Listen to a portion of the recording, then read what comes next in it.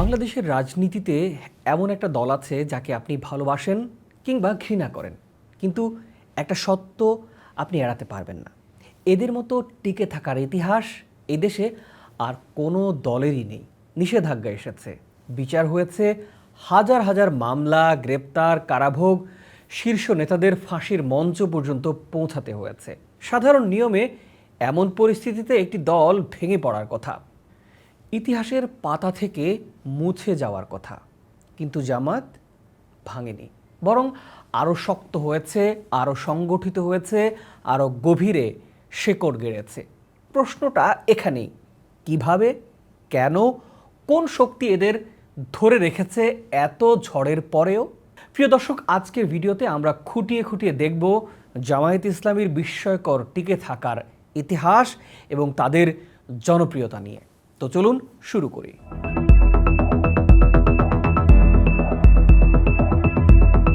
1941 সাল উপমহাদেশে মুসলিম রাজনীতির অস্থির সময়। এ সময় আবুল আলা মওদুদীর হাতে জন্ম নেয় জামায়াত ইসলামী, রাজনৈতিক দল হিসেবে নয়, বরং একটি আদর্শিক সমাজ পরিবর্তন আন্দোলন হিসেবে।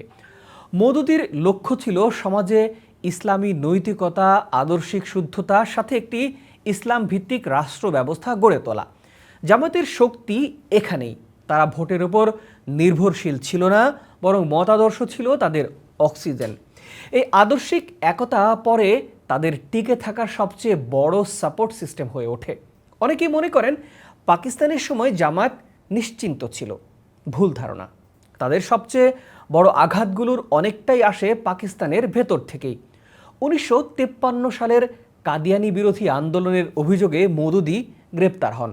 1954 সালে তাকে মৃত্যুদণ্ড দেওয়া হয়। পরে আন্তর্জাতিক চাপে তিনি মুক্তি পান। 1958 সালে আইয়ুব খান মার্শাল ল জারি করেন। সব রাজনৈতিক দলের উপর নিষেধাজ্ঞা দেওয়া হয়। তখন ঢাকার 205 নম্বর নবাবপুর রোডে জামায়াতের অফিসে তালা দিয়ে বইপত্র, ফার্নিচার সব কিছু লুটপাট করা হয়। 1964 সালে জামায়াতকে নিষিদ্ধ ঘোষণা করা হয়।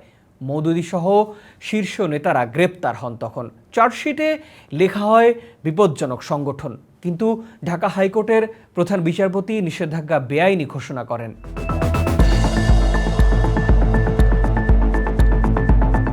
জামায়াত আবার মুক্তি পায়। 1969 টিএসসিতে ছাত্রলীগ, ছাত্র ইউনিয়নের সাথে ইসলামী ছাত্র সংঘের রক্তক্ষয়ী একটা সংঘর্ষ হয়।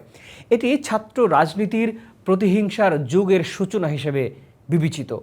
নির্বাচনী মঞ্চে হামলা, কর্মী নিহত, সবই ঘটে জামায়াতের উপর। অর্থাৎ পাকিস্তানের পক্ষে থাকলেও রাজনৈতিক বাস্তবতায় তারা অনেকটাই ঘেরাটোপে থাকা দল ছিল। এটা অস্বীকার করার সুযোগ নেই। জামায়াত 1971 সালে অখণ্ড পাকিস্তানের পক্ষে অবস্থান নিয়েছিল। মুক্তিযুদ্ধের বিরোধিতা করে তারা। তাদের যুক্তি ছিল ভারতের প্রভাব, ভীতি, সমাজতন্ত্র, ধর্মনিরপেক্ষতাকে ইসলাম বিরোধী মনে করা এবং আওয়ামী লীগকে 25 মার্চ পর্যন্ত পাকিস্তানের বৈধ নেতৃত্ব মনে করা।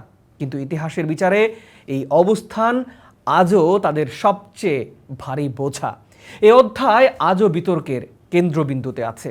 1972 সালে সংবিধানে ধর্মভিত্তিক রাজনীতি নিষিদ্ধ ঘোষণা করা হয়।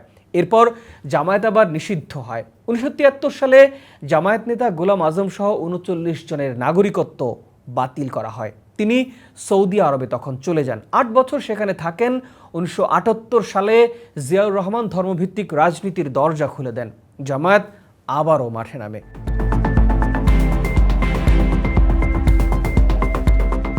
উনিশশো সালে গোলাম আজম পাকিস্তানি পাসপোর্ট নিয়ে ফিরে আসে, আমির নির্বাচিত হন। দেশে ঝড় ওঠে। বিদেশি নাগরিক কিভাবে বাংলাদেশের দলের আমির? প্রশ্ন। 14 বছর ধরে গোলাম আজমের নাগরিকত্ব ইস্যু ঝুলিয়ে রাখা হয়। জিয়া, এরশাদ কেউই সমাধান করেনি এই ইস্যু। 1998 সালে হাইকোর্ট ও আপিল ডিভিশনের রায়ে তিনি নাগরিকত্ব ফিরে পান, বাংলাদেশি পাসপোর্ট পান। এরপর এই দলটি 2001 সালে বিএনপির সাথে জোট করে ক্ষমতায় আসে। এ সময় বিএনপির বিরুদ্ধে দুর্নীতির নানা ধরনের অভিযোগ উঠলেও জামায়াতের বিরুদ্ধে এমন কোনো অভিযোগ পাওয়া যায়নি। 2009 সালে শেখ হাসিনার নেতৃত্বে আওয়ামী লীগ ক্ষমতায় আসার পর যুদ্ধাপরাধের বিচার কাজ শুরু হয়। 2010 সালের থেকে যখন যুদ্ধাপরাধের বিচার প্রক্রিয়া শুরু হয়, তখন থেকেই জামায়াত ইসলামী এমন একটি ঝড়ের মুখে পড়ে যা দলটির অস্তিত্বকেই প্রশ্নের মুখে ফেলে দেয়। আমির মতিউর রহমান নিজামী, সেক্রেটারি জেনারেল আলী হাসান মুজাহিদ, আব্দুল কাদের মোল্লা, মোহাম্মদ কামারুজ্জামান এক এক করে শীর্ষস্থানীয় নেতারা গ্রেপ্তার হতে থাকেন এবং শেষ পর্যন্ত অনেকেরই মৃত্যুদণ্ড কার্যকর করা হয়।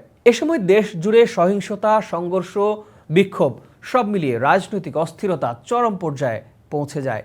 জামায়াতের জন্য এটি ছিল দুই দিক থেকে ভয়াবহ আঘাত। একদিকে নেতৃত্বের শূন্যতা, অন্যদিকে সংগঠনের উপর অবিরাম চাপ। অনেকেই তখন মনে করছিলেন এবার হয়তো জামাত ধসে যাবে, কিন্তু দলটি ধসে যায়নি, বরং এই ঝড়ের মধ্যেও কাঠামো অটুট ছিল এবং এটাই গবেষকদের কাছে এক বিস্ময়ের বিষয় হয়ে দাঁড়ায়।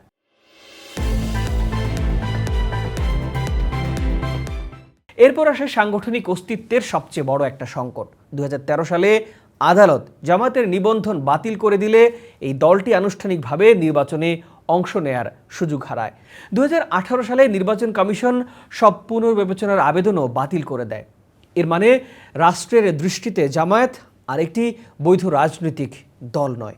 কিন্তু এখানেই শেষ নয়। 2024 সালের 1 আগস্ট আওয়ামী লীগ সরকারের শেষ মুহূর্তে সরকার জামায়াত ইসলামী, ছাত্র শিবির এবং তাদের সবগুলো অঙ্গ সংগঠনকে সম্পূর্ণ নিষিদ্ধ ঘোষণা করে। এই সিদ্ধান্তের ফলে রাজনৈতিক কার্যক্রম তো দূরের কথা, একটি সভাও করা, অর্থ সংগ্রহ করা কিংবা সাংগঠনিক প্রোগ্রাম পরিচালনা করাই আইনের চোখে অপরাধ হয়ে দাঁড়ায়। এই সময়টিকে অনেক গবেষক জামায়াতের ইতিহাসের সবচেয়ে কঠিন, সবচেয়ে বিপজ্জনক এবং সবচেয়ে অস্তিত্ব হুমকির সময় হিসেবে বর্ণনা করেছেন। তবুও প্রশ্ন ওঠে, এত নিষেধাজ্ঞা, মামলা, ফাঁসি, দমনপীড়ন, তারপরও দলটি ভেঙে পড়ল না কেন? জামায়াত ভাঙে না, তার কারণ এক বা দুটি নয়, এটি বহুস্তরীয় একটি বাস্তবতা। জামায়াতের সবচেয়ে বড় শক্তি হলো তাদের দলীয় অবস্থান, রোকন ভিত্তিক কাঠামো। এই সংগঠনে সদস্য হওয়া মানেই শুধু একটি ফর্ম পূরণ করাই নয়, এখানে বছরের পর বছর প্রশিক্ষণ, পাঠ্যপুস্তক পড়া, মূল্যায়ন, চরিত্রগত পরীক্ষা, এই সব কিছু পেরিয়ে যেতে হয়। এই কারণে যারা সংগঠনে ঢোকেন তারা ঢোকেন আদর্শের ভিত্তিতে, স্বার্থ বা তড়িঘড়ি রাজনৈতিক লাভের জন্য কিন্তু নয়। 1971-এর প্রশ্ন, বিচার, নিষেধাজ্ঞা সবকিছু মিলিয়ে এই আদর্শিক স্তম্ভ ভেঙে পড়েনি, যে কারণে 2013-14 সালে একের পর এক শীর্ষ নেতাকে ফাঁসিতে ঝোলানো সত্ত্বেও সংগঠনের ভেতরে কোনো বড় ভাঙন দেখা যায়নি। এদের কাছে দল শুধু রাজনৈতিক ঠিকানাই নয়, এটি এক ধরনের জীবন দর্শন। এই দমনে সবসময় আরেকটি বিষয় সামনে আসে, সেটি হলো সহানুভূতি। বছরের পর বছর ধরে মামলা, গ্রেপ্তার, বাড়িঘরে হামলা, ব্যবসা বন্ধ হয়ে যাওয়া, এই সব কিছু সাধারণ মানুষের একাংশের মধ্যে একটি ধারণা তৈরি করতে থাকে, এতটা দমনপীড়ন কি ন্যায্য? এই সহানুভূতি জামায়াতের সংগঠনকে একদিকে যেমন নতুন সাপোর্ট তৈরি করে দেয়, অন্যদিকে তাদের ভেতরে এক ধরনের অবিচারের বিরুদ্ধে টিকে থাকার মনোভাব জন্ম দেয়।